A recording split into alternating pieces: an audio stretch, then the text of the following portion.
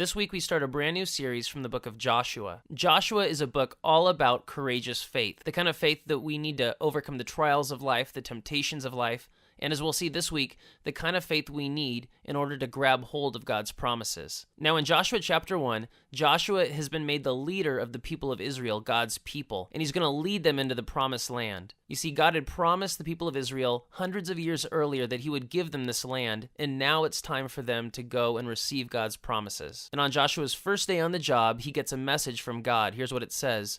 Moses, my servant, is dead. Therefore, the time has come for you to lead these people, the Israelites, across the Jordan River into the land I am giving them. I promise you what I promised Moses. Wherever you set foot, you will be on land I have given you. No one will be able to stand against you as long as you live. For I will be with you as I was with Moses. I will not fail you or abandon you. God gives Joshua these awesome promises. He tells Joshua that he will never fail, he will always succeed, and he will always overcome his enemies. This is great news for Joshua. But then God keeps on talking in verse 6. He says, "Be strong and courageous, for you are the one who will lead these people to possess all the land I swore to their ancestors I would give them. Be strong and very courageous. Be careful to obey all these instructions Moses gave you. Don't deviate from them, turning either to the right or to the left. Then you will succeed in everything you do." Verse 9, "This is my command. Be strong and courageous. Don't be afraid or discouraged, for the Lord your God is with you wherever you go." Notice that 3 times God tells him, be strong and courageous.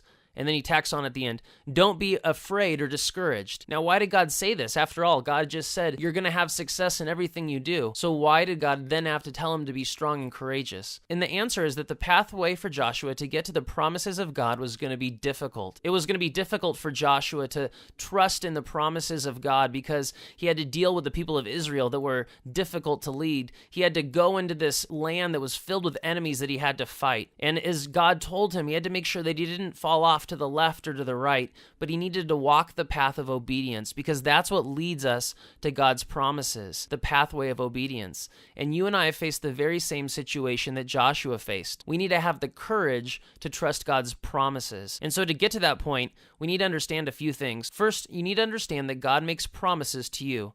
Just like God made promises to Joshua, God makes promises to you and me. Let's take a look at a few of them. Jeremiah 29:13 says to everybody, God says, you will seek me and find me when you seek me with all your heart. This is God's promise, that he's close to us, that he wants to be found by all of us. Matthew 11:28, then Jesus said, come to me, all of you who are weary and carry heavy burdens, and I will give you rest. Jesus says that if you are tired and weary, if you're at the end of your rope, he will give you rest. Proverbs 3:5-6 says, trust in the Lord with all your heart. Do not depend on your own understanding. Seek his will in all you do, and he will show you which path to take. Proverbs tells us that God will show us the path to take. He'll show us the path to wisdom. These are just some of God's promises for us. We'd be here for hours if we read all of God's promises to us in the Bible. But understand, God makes promises to you. Now, the second thing you need to understand is that you need to fight for God's promises.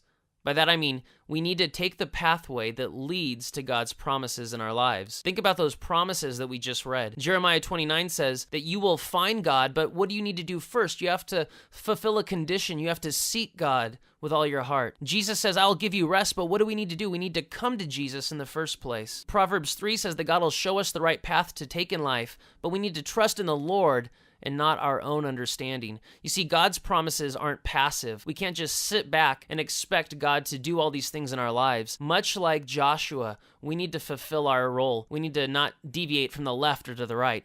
And that's why this third idea is so important. The Bible guides us to God's promises. Look again at Joshua 1, this time in verse 8. God says, study this book of instruction continually. Meditate on it day and night so you will be sure to obey everything written in it.